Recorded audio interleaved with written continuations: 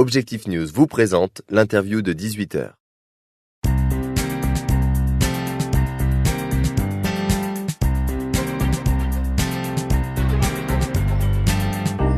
Bonjour, merci de nous rejoindre sur objectifnews.tv. Objectif News est présent aujourd'hui sur le forum débat organisé par Harmonie Mutuelle sur le thème Midi-Pyrénées, terre de performance économique et de lien social.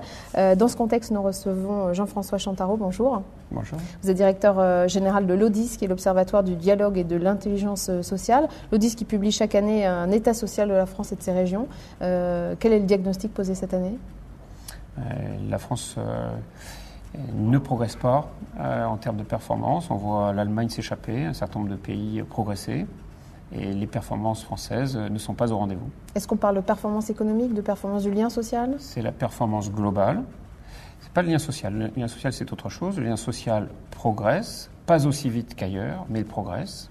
Par contre, notre performance stagne, alors que la performance d'autres territoires progresse rapidement. Pour vous, il y a un lien direct entre performance économique et lien social ? Oui, dans tous les modèles et toutes les études que nous publions chaque année, nous constatons une corrélation étroite entre le niveau de lien social et le niveau de performance. Quand on dit lien social, c'est quoi ? C'est la capacité à être ensemble. C'est le fait qu'on arrive à rester durablement ensemble, qu'il n'y ait pas de conflit, qu'on arrive à se parler, qu'on arrive à conserver une relation durable. Il y a à la fois dans les collectivités, dans les entreprises, un lien entre ces deux. Il y a une corrélation étroite entre le niveau de lien social d'une part, le niveau de performance d'autre part. C'est-à-dire que là où vous avez l'un, vous avez l'autre, et là où vous n'avez pas l'autre, vous n'avez pas l'un. Alors ça pose la question de savoir pourquoi, qu'est-ce qui fait l'un et l'autre. Et en fait, toute notre société est structurée autour du débat public gauche-droite, capital-travail, socialisme-libéralisme. Et en fait, dans ces travaux, nous constatons que ce clivage est inique, ne correspond à aucune réalité profonde dans le temps moderne dans lequel nous sommes. C'est-à-dire que vous aurez soit à la fois du lien social et de la performance, soit ni du lien social ni de la performance. Donc vouloir donner la priorité à l'un ou à l'autre, c'est se condamner à n'avoir ni l'un ni l'autre. Ce qu'il faut faire, c'est comprendre les racines de ce qui produit ou détruit l'un et l'autre. Et quand nous cherchons de façon approfondie en analysant les territoires français, les territoires européens, les territoires mondiaux, nous constatons que la racine profonde, c'est la façon dont on arrive à mutualiser l'information. C'est-à-dire concrètement que si l'on se parle, si je vous écoute et que vous m'écoutez, alors on va pouvoir approfondir notre diagnostic, mieux comprendre la situation, mieux chercher les idées et mieux trouver comment focaliser nos énergies sur des projets qui sont les plus pertinents. Est-ce qu'il y a une raison historique qui pourrait expliquer qu'aujourd'hui, la mutualisation de l'information et le lien social est défaillant ? Dans la société française, bien sûr, il y a un lien historique qui est très ennuyeux parce qu'il est très historique, c'est-à-dire qu'il remonte à plus de 1000 ans. Il remonte au sacre du roi, des rois, qui ont commencé avec le sacre de Pépin le Bref, c'est le père de Charlemagne. Et dans notre société française, on a cette spécificité. Le roi est sacré. Et qu'est-ce qui se passe quand un roi est sacré ? Vous ne pouvez plus lui dire « Dis donc, monsieur le roi, tu t'es trompé. » C'est pas possible. On a affaire à une culture dogmatique, toujours là aujourd'hui, bien sûr. Y compris on a affaire à une culture dogmatique. On n'arrive pas à se remettre en question. Tout remonte toujours dans la société française à l'État centralisé. C'est toujours les Jacobins. C'est pas pour rien qu'ils ont gagné en 1789. C'est qu'ils avaient 1000 ans d'avance sur les Girondins.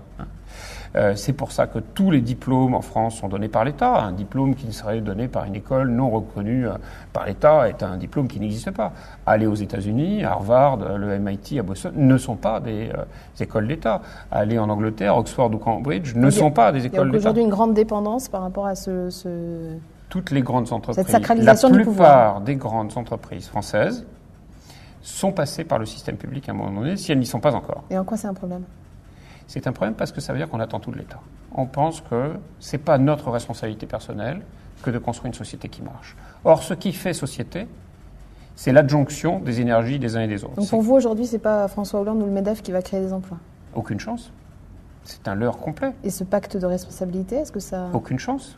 Un pacte de responsabilité. D'abord, vous ne pouvez pas dire je vois tous les acteurs, mais il y en a un qui est responsable. Mais d'où ça sort ? Un pacte de responsabilité, c'est la responsabilité de chaque acteur, avec ses moyens, avec son statut, avec sa fonction. Mais quel est le rôle des partenaires sociaux ? Bien sûr le MEDEF, mais les autres, les syndicats de salariés. Leur rôle pour construire des emplois, où est-il ? Quand vous avez, par exemple, tout à l'heure à Paris, j'étais bloqué par une manifestation, des gens qui manifestaient contre la libéralisation des taxis. Donc ça veut dire que ces gens qui défendent les salariés d'aujourd'hui, pas les personnes qui pourraient être salariées en travaillant dans un taxi. Donc quel est le rôle des syndicats ? Je ne dis pas ce que c'est, je dis qu'il faut le comprendre. Quel est le rôle des salariés de l'entreprise ? Quelle est leur responsabilité ? Je ne dis pas ce que c'est, il faut le définir aussi. Quel est le rôle des collectivités territoriales ? Il faut le définir. Quel est le rôle du gouvernement ? Il faut le définir. Quel est le rôle du chef d'État ? Aussi, il faut le définir. Mais il ne faut pas dire, je pointe du doigt un acteur et c'est à lui de créer les emplois. Si on veut créer des emplois, c'est le travail de chacun, c'est la remise en question de chacun, chaque jour, dans son propre travail, qui va permettre d'inventer des nouvelles façons de produire des nouveaux produits et d'aller les vendre à des nouveaux clients. Si on ne cherche pas des nouveaux clients et des nouveaux produits, on a toutes les chances pour que nos concurrents les trouvent et que les emplois soient créés là-bas. Je vais vous donner un exemple. Quand vous êtes la SAGEM et que vous faites de l'électronique de défense et que dans vos laboratoires, vous découvrez l'écran tactile et vous dites « moi, j'ai aucun besoin d'écran tactile pour l'électronique de défense, donc je ne m'en occupe pas ». Et 10 ans après, où sont les emplois ? Les emplois sont en Corée. Voilà, c'est Samsung qui a mis en place la mécanique et le processus de fabrication et de diffusion des écrans tactiles. Donc, la vraie question, c'est construire une culture de responsabilité à tous les étages. C'est pas pointer du doigt tel ou tel acteur. C'est pas dire on attend du chef de l'État, on attend du maire, on attend du chef d'entreprise, on attend du délégué syndical qui résolve le problème. Non, il faut que chacun... Il doit y avoir un choc culturel. Et qui est difficile dans la société française parce qu'il va à l'encontre de notre ethos, c'est-à-dire des racines profondes de notre caractère, parce que dans notre caractère, on attend que le chef nous dise ce qu'il faut faire, parce qu'il est sacré. Alors précisément vous de cet événement qui est organisé ici en Midi-Pyrénées, qui d'ailleurs selon l'Odis est plutôt bien classé en matière de corrélation entre lien social et performance économique. Oui, Midi-Pyrénées est une région très intéressante, avec de la performance et du lien social, mais avec des risques aussi, on le verra dans l'analyse plus détaillée. Ce que l'on attend, c'est aider à faire converger les énergies, à faire que les acteurs, quelles que soient leurs compétences, quel que soit leur statut, puissent abonder à la construction de projets de territoire que nous ne connaissons pas, que peut-être aujourd'hui certains connaissent, peut-être que personne ne les connaît, ça n'est pas grave. Ce qu'il faut, c'est chercher ensemble et construire ensemble. Et c'est ça qui fait une société qui marche. C'est pas un chef qui va nous dire « suivez mon panache blanc ». Ça ne marche pas. Merci, ça, c'est pour les enfants qui ne sont pas responsables. Merci à vous. Merci.